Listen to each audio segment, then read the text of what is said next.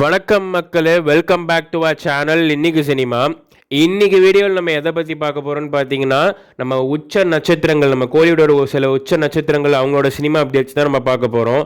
ஆமாங்க, அது நம்ம ஆண்டவர் கமல் ஆகட்டும், இல்லை நம்ம நடிப்பரக்கன் சூர்யா சார் ஆகட்டும், இல்லைனா நம்மளோட சியான் விக்ரம் சார் ஆகட்டும், அவங்களோட சினிமா அப்டேட்ஸ் அடுத்தடுத்து அவங்க லைனப்பில் இருக்க சினிமா அப்டேட்ஸ் தான் நம்ம இந்த வீடியோவில் பார்க்க போகிறோம். வீடியோக்குள்ளே போகிறதுக்கு முன்னாடி வீடியோ ஸ்கிப் பண்ணாமல் ஃபுல்லாக பாருங்கள். வீடியோக்கு அதோடு சேர்த்து நம்மளோட சேனலை நீங்கள் சப்ஸ்கிரைப் பண்ணி வச்சுக்கோங்க. வீடியோ பிடிச்சிருந்தால் லைக் அண்ட் ஷேர் பண்ணுங்கள். வாங்க வீடியோக்குள்ளே போகலாம்.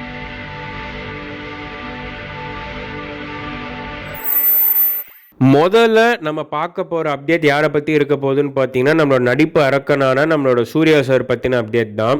சூர்யா 45, அதாவது கருப்பு படம் May 13 வந்துட்டு ரிலீஸ் ஆகும் அப்படிங்கிறது அதிகாரப்பூர்வமாக வந்திருக்கு. யாருன்னு பார்த்தீங்கன்னா, நம்மளோட ஆர்ஜே பாலாஜி சார் இயக்கத்தில் நம்ம சூர்யா சார் நடிக்கிற படம் தான் அது, நம்ம சாய் அபியங்கர் சார் மியூசிக்கில்.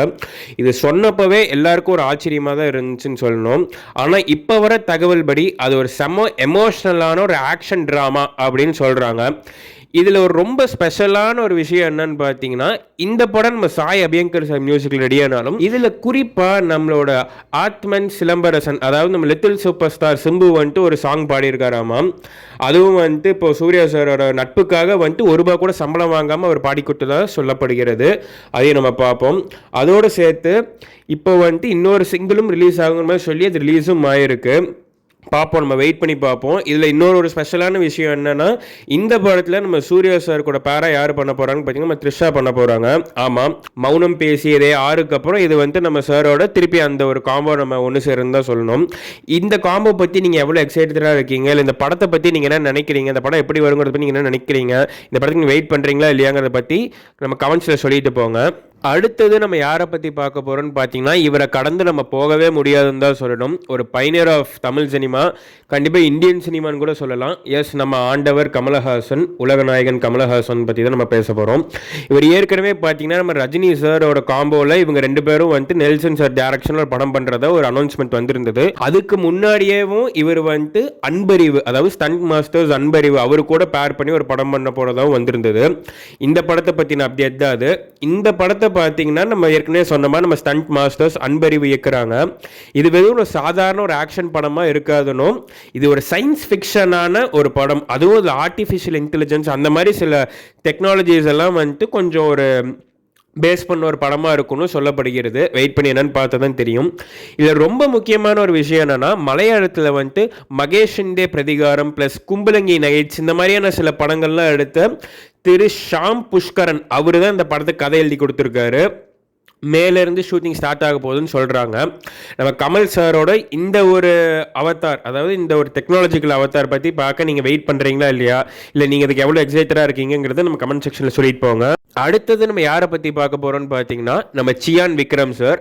நம்ம சியான் விக்ரம் சார் அவரோட ஃபேன்ஸுக்கு ஒரு சின்ன கவலை இருந்துச்சுன்னு தான் சொல்லணும். அதுக்கான காரணம் என்னன்னு பார்த்தீங்கன்னா, சியான் 63 படம் ட்ராப் ஆயிடுச்சுன்னு சொன்னாங்க. ஆனால் அந்த வதந்திகளுக்கெல்லாம் இப்போ ஒரு ஃபுல் ஸ்டாப் வைக்கிற மாதிரி ஒரு அறிமுக இயக்குனரோட அவர் வந்துட்டு ஒரு காம்பினேஷன் வராருன்னு தான் சொல்லணும். அது யாருன்னு பார்த்தீங்கன்னா, போடி ராஜ்குமார் அப்படிங்கிறவரோட இயக்கத்தில் வந்துட்டு இப்போ அவர் வந்துட்டு ஒரு ஸ்ட்ராங்கான ஸ்கிரிப்ட் பண்ணி அந்த இது போயிட்டு இருக்கு அப்படின்னு சொல்கிறாங்க. இந்த போடி ராஜ்குமார் யாருன்னு பார்த்தீங்கன்னா, அவர் வந்துட்டு ஒரு ஷார்ட் ஃபிலிம் டைரக்டர், ரொம்ப அவார்ட் வினிங் ஷார்ட் ஃபிலிம்ஸ்லாம் எடுத்ததாக சொல்லப்படுது. இதோட ரொம்ப முக்கியமான விஷயம் என்னன்னா, 23 வருஷம் கழிச்சு இப்போ விக்ரம் சார் வந்துட்டு ஒரு அதாவது ஒரு டெபியூ டேரக்டரோட ஒர்க் பண்ணுறாரு அப்படின்னு சொல்கிறாங்க. ஏன்னா வந்து நம்ம ஏற்கனவே பார்த்துருப்போம், டெபியூ டேரக்டர்ஸோட பண்ணது எல்லாமே, ஃபார் எக்ஸாம்பிள் வந்துட்டு நம்மளோட சேது படமாகட்டும், இல்லை தில் தூள் படமாகட்டும், இதெல்லாமே வந்து டெபியூ டேரக்டர்ஸாக இருந்தப்போ அவர் பண்ணது தான் அது.